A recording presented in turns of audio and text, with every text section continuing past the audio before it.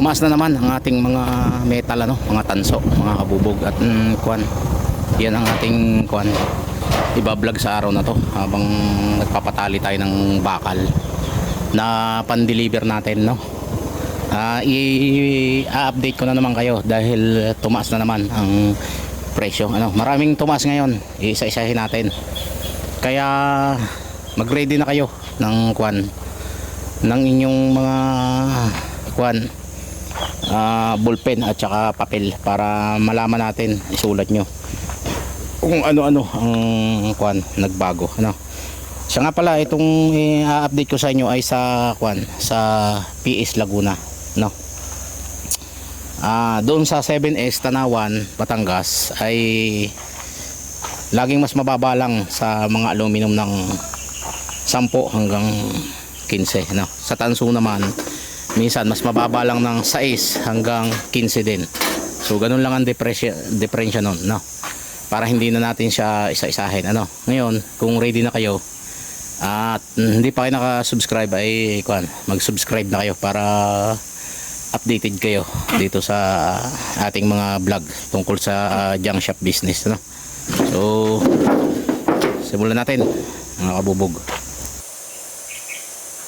So ito na mga kabubog, ano, ready na kayo at may panulat na kayo, no.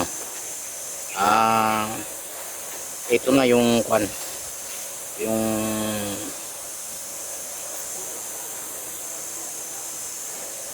ito na yung kuan, yung price list, ano. Magsimula tayo doon sa pinaka-ilalim, no, sa MCB. Yung MCB ganun pa rin, 48 pa rin, no.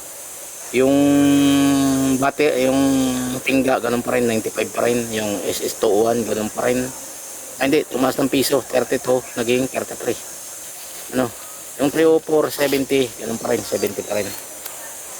Pumunta na tayo sa light, ayun, 159 ganun pa rin. Yung heavy 160 ganun pa rin. Tapos yung phosphorus ganun pa rin, 55 pa rin. Mix 4 90 pa rin. Alum mix 3 100. Emperador, condenser, caldero, tastas ganun pa rin, 133. Alcans, yung aluminum cans 146 pa rin. Rock body 169 naging 170, tumaas ng piso. GLC 175 naging 176.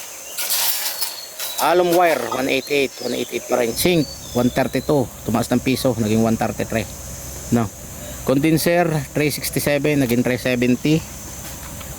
At radiator 448 naging 453, so tumaas ng 5 piso.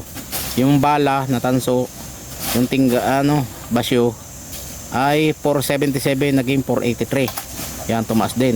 Yung bronze 575 naging 582. Yung copper 3, yun yung tanso na may mga terminal, 696 naging 703. Yung coated, yun yung may puti siya na tanso pero pag kiniskis mo ay kulay pula, ayun, 704 naging 711.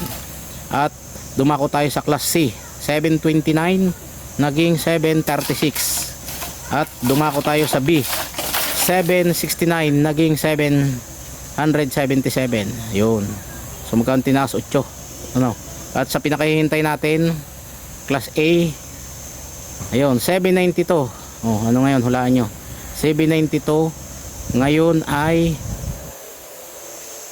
803. So magkano itinaas, no? 10, 11 or 11. So 803 ang class A. So kung hindi ka pa nakasubscribe, mag-subscribe ka lang. May comment ka, mag-comment ka kung may tanong, i-comment mo. So yun lang sa ngayon mga kabubog. Maraming salamat. Magandang araw.